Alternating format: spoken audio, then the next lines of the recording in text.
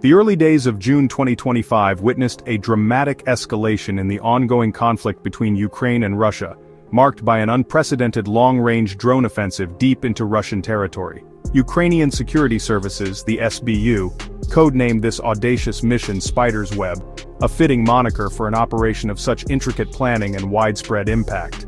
On a recent Sunday, a swarm of 117 Ukrainian drones penetrated Russian airspace, targeting a series of high-value military airbases. This attack was not merely a symbolic gesture, it represented a significant tactical achievement, reportedly resulting in the destruction or severe damage of over 40 Russian warplanes, a staggering figure that sent shockwaves through military and political circles globally and demonstrated a new level of capability for Ukrainian forces. The sheer scale of the operation immediately set it apart from previous engagements.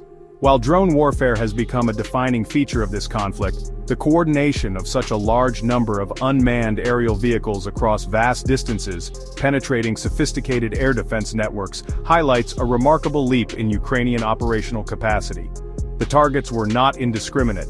They were carefully selected military airbases crucial to Russia's strategic aviation capabilities. This demonstrated a clear intent to degrade Russia's ability to project air power and conduct long-range missile strikes, which have been a persistent threat to Ukrainian cities and infrastructure since the full-scale invasion commenced in February 2022. The success of Spider's Web has undeniably reshaped perceptions of Ukraine's offensive reach. The strategic importance of this operation cannot be overstated. By striking at the heart of Russia's strategic bomber fleet and early warning aircraft, Ukraine aimed to diminish a critical component of Russia's military might. These aircraft are not easily replaced, and their loss represents a substantial blow to Moscow's war effort, both in terms of material and morale. The ability to reach targets hundreds, even thousands of kilometers inside Russia signals a new phase where Russian territory is no longer a sanctuary from direct attack.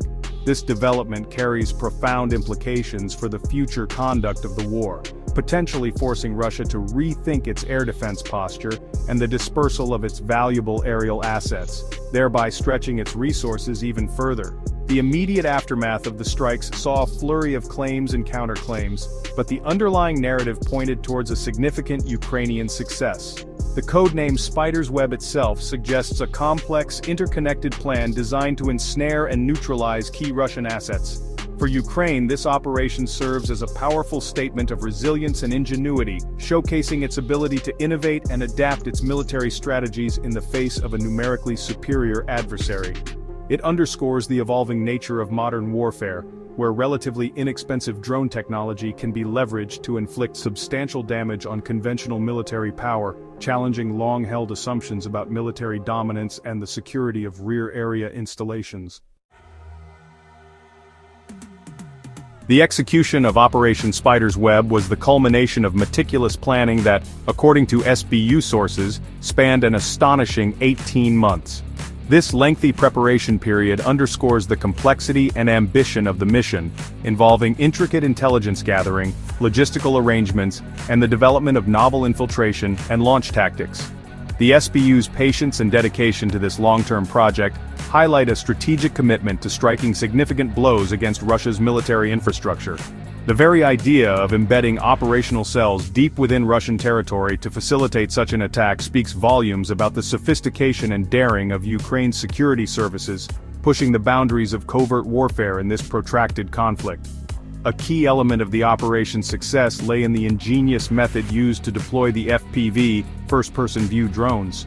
These were reportedly smuggled into Russia and concealed within specially adapted wooden mobile cabins. These cabins, designed to appear innocuous, were equipped with remotely operated roofs, allowing the drones to be launched discreetly once the trucks transporting them were positioned near the targeted airbases. This innovative approach circumvented the challenges of launching from Ukrainian territory, which would have involved much longer flight paths and increased risk of interception. The use of trucks as mobile launch platforms demonstrates a high degree of tactical flexibility and an understanding of how to exploit vulnerabilities in Russia's vast and often sparsely monitored interior regions. The coordination of the 117 drones was another remarkable aspect of Spider's Web. Ukrainian President Volodymyr Zelensky himself noted that each drone had its own dedicated pilot, indicating a significant human resource commitment to the operation. This level of individual control would have allowed for greater precision in targeting specific aircraft or infrastructure on the airbases, and potentially enabled operators to adapt to changing conditions or countermeasures in real time. Such coordination across multiple remote locations, deep inside enemy territory, required robust communication links and a high level of skill from the drone pilots, many of whom were likely operating under immense pressure.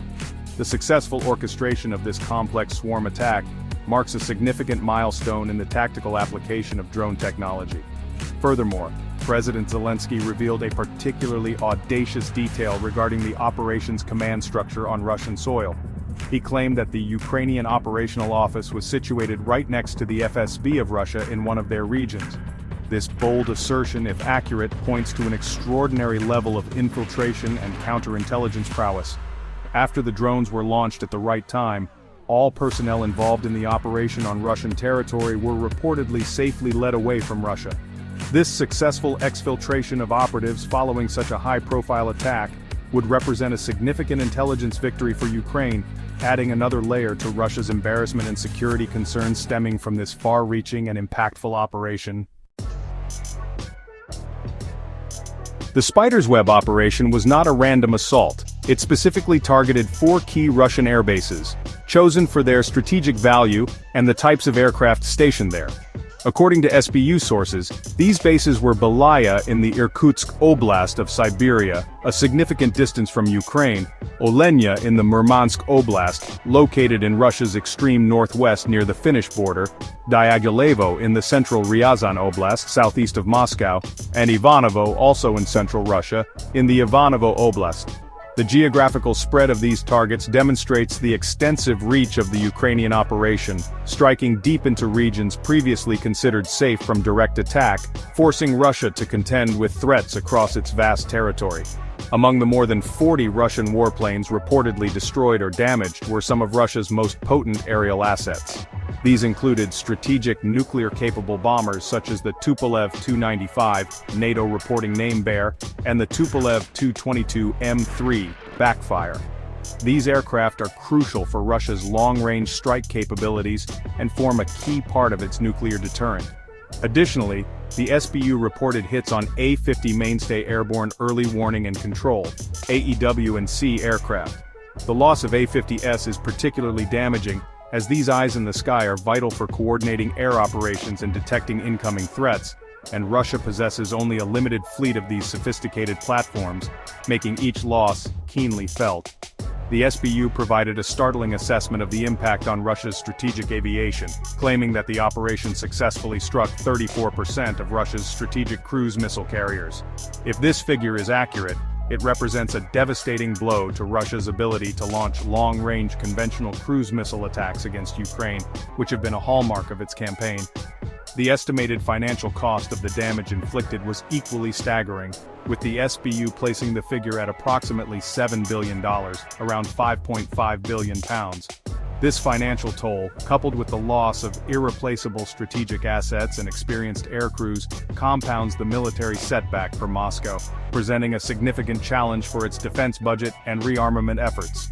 The destruction of these specific aircraft types undermines Russia's strategic depth. The Tu-95S and Tu-22M3S are the workhorses of Russia's long-range aviation, frequently used to launch cruise missiles like the Kh-101 and Kh-555 against Ukrainian critical infrastructure and civilian areas. Degrading this fleet directly impacts Russia's capacity to sustain such bombardment campaigns.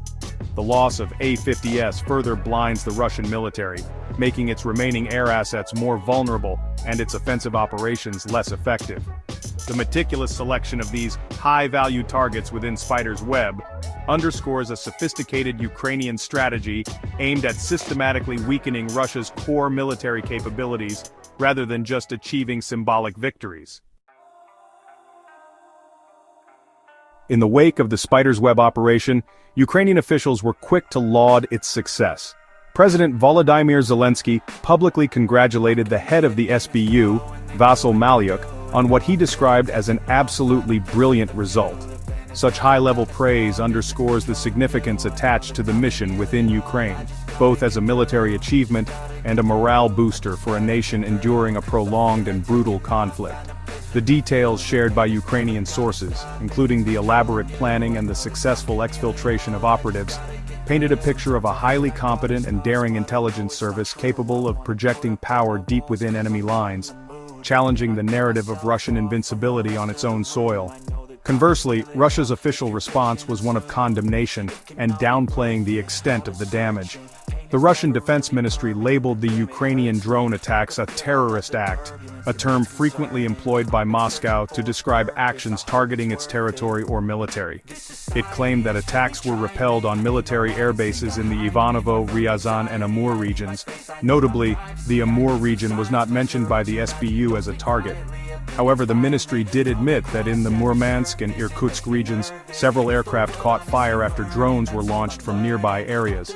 It also stated that all blazes were extinguished, there were no casualties, and some of the participants in the terrorist attacks have been detained, a claim yet to be independently verified. The governor of Irkutsk, Igor Kobzev, confirmed that drones attacking the Belaya military base in Sredny, Siberia, were indeed launched from a truck, and that the launch site had been secured. Reports in Russian media corroborated this, with some social media users noting drones appearing to emerge from KAMAZ trucks near petrol stations, suggesting a pattern to the deployment method.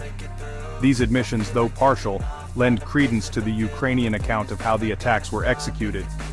The discrepancy between the Ukrainian claims of over 40 aircraft destroyed and the more muted Russian acknowledgements is typical of the information warfare that accompanies the physical conflict, with both sides seeking to control the narrative for domestic and international audiences. These dramatic events unfolded against a backdrop of continued intense fighting and tentative diplomatic maneuvers.